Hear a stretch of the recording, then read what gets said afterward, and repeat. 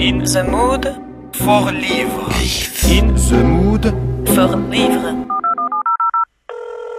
Il était colérique, tourmenté, dépressif, sanguinaire.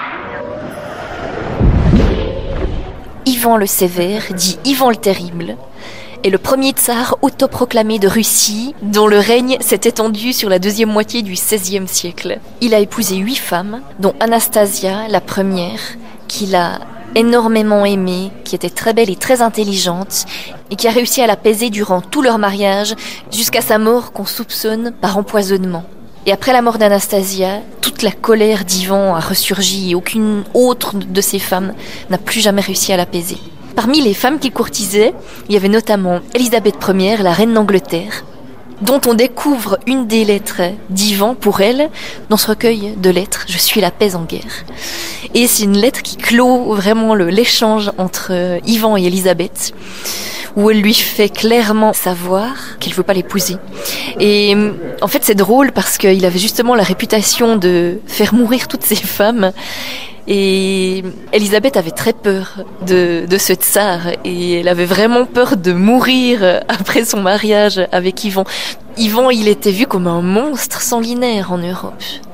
Vraiment comme une bête qui massacrait tous ses opposants, oui, il y a eu des écartèlements, des choses assez sordides. Mais dans le contexte de l'époque, où le XVIe siècle était assez sanglant, on pourrait considérer Ivan comme un souverain normal.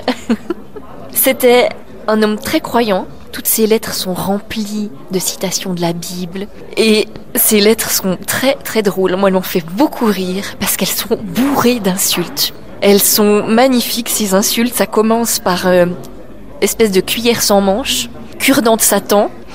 Et une de mes préférées, c'est quand il traite un de ses anciens amis proches de porc botté dont le groin est le clairon de Satan. Donc il est très très prolifique en insultes. C'est vraiment un régal à lire. Et jusqu'à sa mort, il sera tourmenté, il aura des accès de folie. C'était vraiment un homme passionnant, hyper intéressant, avec une âme complètement folle. Il essaye de trouver des excuses à tous ses faits et gestes, même les plus sanglants. Il raconte qu'il n'a jamais versé de sang dans une église. Donc c'est drôle, moi ça m'a fait beaucoup rire. Ça se lit très vite, la traduction est magnifique.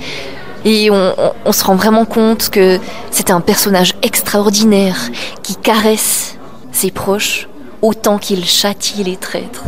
In the mood for livre. In the mood For livre.